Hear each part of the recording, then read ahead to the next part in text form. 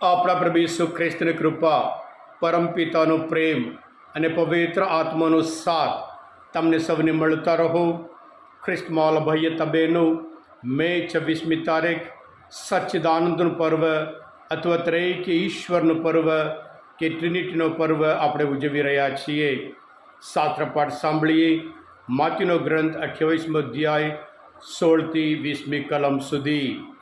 આ સંદેશ સાંભળનાર તમારા સૌ માટે અને તમારા પરિવારજનો માટે વિશે પ્રાર્થના કરું છું.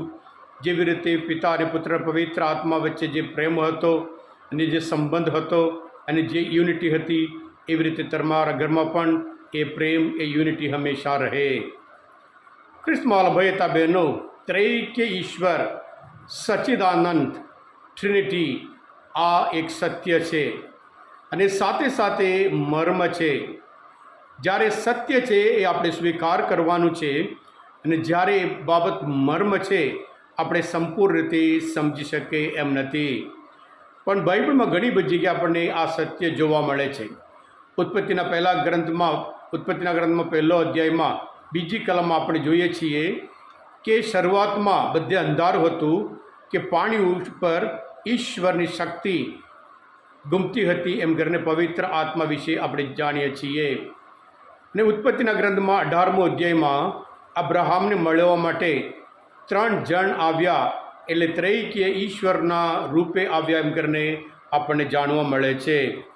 અને એવી જ રીતે આપણને મળે છે જ્યારે પ્રભુ ઈસુ સ્નાનસ્કાર પામીને બહાર આવ્યા કે આકાશમાંથી આકાશવાણી સંભળાઈ, આ મારો પુત્ર છે, મારા પ્રિયતમ પુત્ર છે એમ કરીને પારેવાના રૂપમાં ત્યાં એનું કહ્યું સાંભળો જેમ કરીને કહેવામાં આવ્યું હતું. અને સાથે સાથે આપણે જાણીએ છીએ બીજા કરીને ધર્મશાસ્ત્ર લખતા 13મો અધ્યાયમાં 3જી કલમમાં કે આપણા પ્રભુ ઈસુ ખ્રિસ્તની કૃપા, પરમપિતાનો પ્રેમ અને પવિત્ર આત્માનો સાથ તમને મળતા રહો એમ કરીને આપણને વાંચવા મળે છે. હા ખ્રિસ્તમાં ભયતા બહેનો, ત્રૈક્ય ઈશ્વર ટ્રિનિટી એક સત્ય હોય અને સમજવા માટે અઘરું હોય અને સાથે સાથે ઈશ્વર પોતે પ્રગટ કરે ત્યારે આપણે સમજી શકીએ છીએ. સંત અગુસ્તીન એક મહાન એક થિયોલોજિયન કહેવાય, બાઇબલ જ્ઞાની કહેવાય, કે ટ્રિનિટી વિશે લખવા માટે કોશિશ કરતા હતા. એક દિવસ નદી કિનારે ફરતા હતા અને ત્યાં દરિયા કિનારે ત્યાં એક નાનો છોકરો એક નાનો ખાડો ખોદી દરિયાનું પાણી એમાં રેડવા માટે કોશિશ કરતો હતો. અને ત્યારે અગુસ્તીન ત્યાં પહોંચી પૂછ્યું, બેટા તું શું કરે છે? એણે કહ્યું, દરિયાનું પાણી હું આમાં ખાલી કરવા માટે કોશિશ કરું છું. અગુસ્તીન હસ્યા કે આ દરિયાનું પાણી કેવી રીતે આ ખાડામાં તું ખાલી કરી શકે એમ હસ્યા. અને ત્યારે છોકરાએ પણ કહ્યું કે દેવદૂત રૂપો હતો કે તમે પણ એ જ કરો છો કે ઈશ્વરને સમજવા માટે, ત્રૈક્ય ઈશ્વરને સમજવા માટે કોશિશ કરો છો. એવી જ રીતે આ બાબત પણ છે એમ કરીને એ દેવદૂત કે છોકરો અદૃશ્ય થઈ ગયા હતા. હા ખ્રિસ્તમાં ભયતા બહેનો, યહોવાના ગ્રંથમાં 14મો અધ્યાયમાં ફરી પ્રભુ ઈસુ પિતા પરમેશ્વર અને પુત્ર વચ્ચે જે સંબંધ છે અને પવિત્ર આત્મા જે સંબંધ છે એ વિશે ફરી એ ભારપૂર્વક કહે છે. આ પણ બતાવે છે કે ત્રૈક્ય ઈશ્વર, ત્રણેય ઈશ્વર, ત્રણ વ્યક્તિ છે પણ એક જ ઈશ્વર છે એમ કરીને આ સત્ય આપણને જાણવા મળે છે. આજના શુભ સંદેશમાં આપણે જોઈએ છીએ પ્રભુ ઈસુ પોતે એમને શિષ્યને મોકલે છે, તમે જાઓ પિતા અને પુત્ર અને પવિત્ર આત્માના નામે સ્નાન સંસ્કાર કરાવો એમ કરીને આદેશ આપે છે.